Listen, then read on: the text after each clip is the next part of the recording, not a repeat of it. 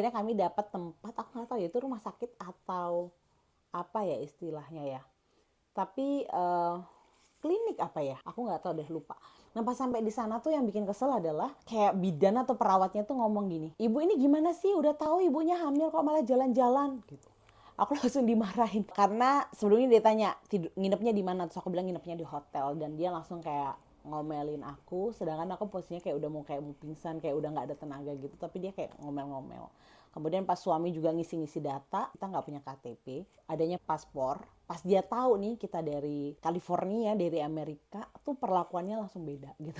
Langsung ramah, bidannya juga langsung ramah. Terus kita langsung dikasih di ruangan yang paling bagus. Dan kami nunggu dokter tuh lama banget, pokoknya lama banget sampai 2 jam, 3 jam lebih. Sedangkan aku masih kayak terus pendarahan gitu ya. Tiba-tiba dokternya datang, ngobrol sama suami, terus dia langsung mau tindakan tanpa dia tuh nggak periksa perutku di ultrasound atau apa. Tiba-tiba aku kayak dibawa ke satu ruangan gitu, terus disuruh kayak ngangkang gitu kan ya. Dia langsung kayak masukin alat atau apa gitu. Aku nggak tahu apa yang dia mau lakukan, dia juga nggak jelasin ke aku tuh mau diapain. Terus aku dipegangin perawat, dia masukin alat gitu ke bawahku. Aku nggak tahu justru dia mau ngapain. Aku teriak-teriak tuh kesakitan aku yang kayak ini tuh sakit banget, aku sakit banget, aku nggak mau, stop stop. Terus bu, iya bu, terus perawatnya bilang iya bu memang kayak gini bu, ini nggak dikasih bius, nggak dikasih apa, itu bener-bener sakit banget, asli itu sakit banget, astaga. Aku bilang stop stop, aku teriak, aku marah-marah. Di situ baru dokternya berhenti. Ya udah kalau ibunya nggak mau, terus dia baru ngomong sama suami kalau nggak salah atau apa, terus aku dibalikin ke ruangan lagi kan. Terus aku pokoknya nangis-nangis, aku kayak nggak mau.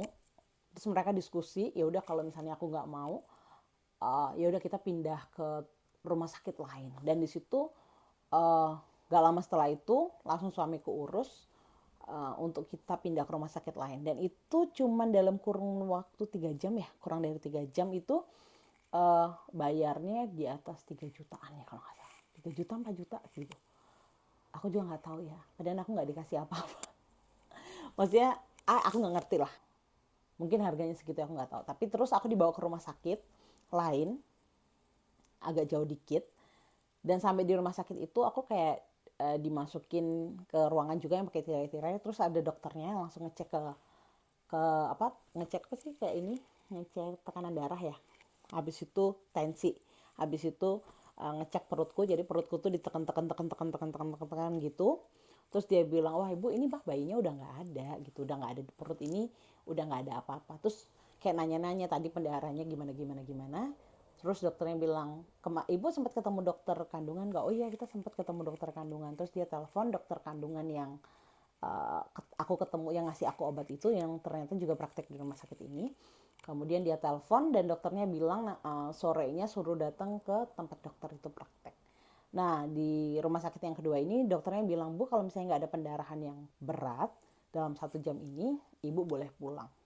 Atau ibu bisa langsung ke tempat praktek dokter yang ngasih aku obat. Dan di situ aku cuman bayar kayaknya di bawah 200.000. Bayangin teman-teman kalau misalnya aku nggak pindah rumah sakit, yang di rumah sakit pertama itu tanpa dia periksa USG, dia tanpa periksa perutku, dia nggak pegang perutku, dia nggak ngapa-ngapa, dia tiba-tiba langsung ambil tindakan. Itu bahaya banget sih, kayak aku nggak ngerti. Dan puji Tuhannya pindah rumah sakit, dan di rumah sakit kedua tuh bener-bener cuman kayak yang dipegang perutnya. Terus dia bilang oke tunggu aja ini ada pendarahan hebat atau enggak dalam 1 jam.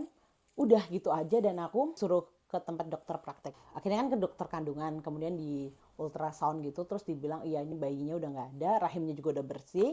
Kemudian aku suruh nyelesain minum obat yang 2 lagi. Udah habis itu aku disuruh pulang dan di situ bayarnya kayak 500.000 juga. Dan setelah pulang dari dokter kandungan itu ya udah benar-benar selesai. Aku masih ada kayak pendarahan tapi yang kecil kayak haid aja ya, kayak menstruasi gitu selama kayaknya semingguan lebih mungkin, tapi nggak nyampe 2 minggu, mungkin 10 harian kayak menstruasi gitu ya darahnya. Habis itu udah stop, berhenti, dan ya udah selesai semuanya gitu. Nah memang ada pengalaman yang nggak enak waktu di hotel itu pas, karena aku mulai pendarahan pertamanya itu pas aku siap-siap di kamar mau breakfast itu turun tuh perut nggak ada ngerasa apa-apa kan. Waktu udah sampai di depan lobi itu tiba-tiba blus-blus gitu aja, darahnya itu langsung keluar, bener-bener deres banget keluar gitu. Dan nggak berhenti gitu, dan keluar terus. Dan aku langsung duduk karena suamiku udah duluan sama anakku yang pertama makan, jadi aku posisinya bawa anakku yang kedua, terus aku duduk gitu dan darahnya tuh nggak berhenti, banyak banget. Terus aku bilang kayak minta tolong gitu kan, karena ada kayak mbak-mbak yang di depan apa di resepsionis kan, aku minta, mbak tolongin aku dong, aku tuh benar-benar teriak, mbak tolong bang, tolong mbak, tolong saya gitu. Dan dia cuma ngeliatin doang dan dia nggak nolongin. Padahal mereka ada beberapa orang yang ngelayanin tamu, tapi ada yang enggak gitu, tapi enggak juga nolong aku. Dan itu agak lama sampai darahku tuh udah kayak banyak di lantai, baru kayak apa sih, kayak bellboynya itu datang kayak, ibu ada apa, ibu perlu bantuan apa. Terus aku bilang, Pak saya kayaknya keguguran, ini darahnya pada keluar gitu, terus bisa bantu saya nggak. Dan dia cepet ngambil apa namanya, kursi dorong, aku langsung dinaikin ke situ, dibawa ke kamar. Dan sebelum aku dibawa ke kamar gitu, ada ibu-ibu juga yang datang ke aku gitu, yang itu tuh banyak loh, aku tuh kayak dikelilingin orang-orang, asli orang tuh kayak bukan kelilingin ya, tapi kayak ngeliatin doang, tapi nggak nanyain aku atau nawarin bantuan, nggak. Tapi ada satu ibu-ibu tuh yang datang ke aku, terus kayak, mbak suaminya mana? Terus aku bilang, lagi makan bu, tolong bantuin. Iya saya bantu panggil siapa namanya, terus aku kasih tau kan namanya.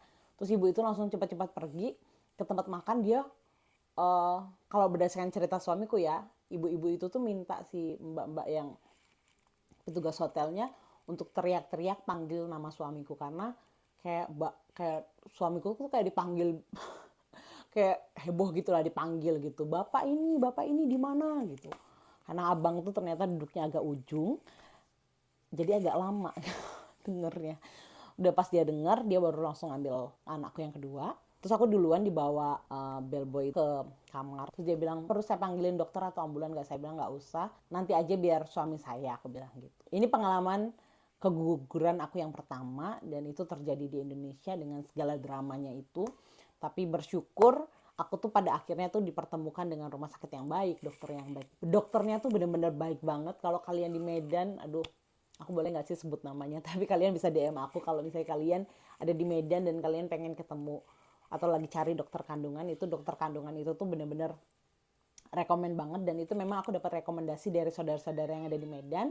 Mereka ada kayak 3 orang memang pakai dokter itu, dan dokternya tuh sabar banget, baik banget gitu, enak deh, the best. Itu pengalaman keguguran aku yang pertama, dan next video aku bakal cerita ke kalian pengalaman keguguran aku yang kedua, dan itu terjadinya di rumah sini, di Amerika sini. Sampai ketemu di video berikutnya. Bye.